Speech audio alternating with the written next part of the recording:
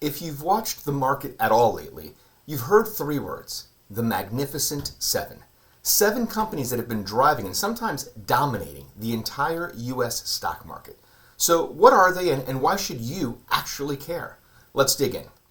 The name's a nod to the 1960 Western, coined back in 2023 for the seven mega-cap tech giants leading the market: NVIDIA, Apple, Microsoft, Alphabet, that's Google, Amazon, Meta, that's Facebook's parent, and Tesla.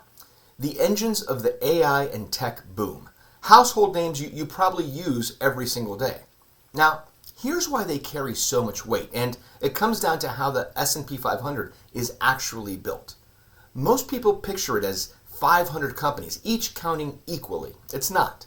It's market cap weighted, meaning the bigger the company, the bigger its slice of the index. A company worth $3 trillion moves the index far more than one worth $30 billion, even though they're both technically one of 500.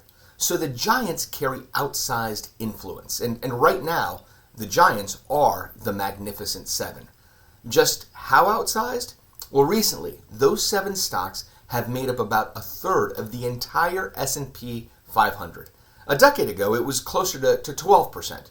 So when you buy a simple S&P 500 index fund thinking, great, I own 500 companies, nicely spread out, the reality is that roughly a third of your money is riding on just seven names, most of them clustered in tech and AI. Now, is that bad? Not necessarily.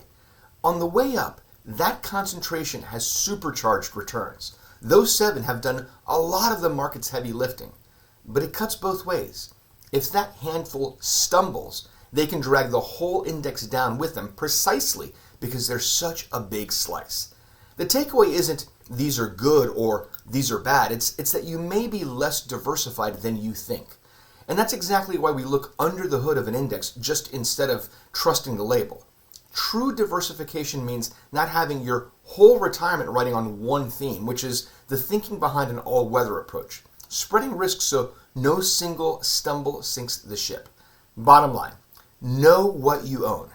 Got a question about money or retirement? Drop it in the comments. That's what Ask Jose is all about. I'll see you soon.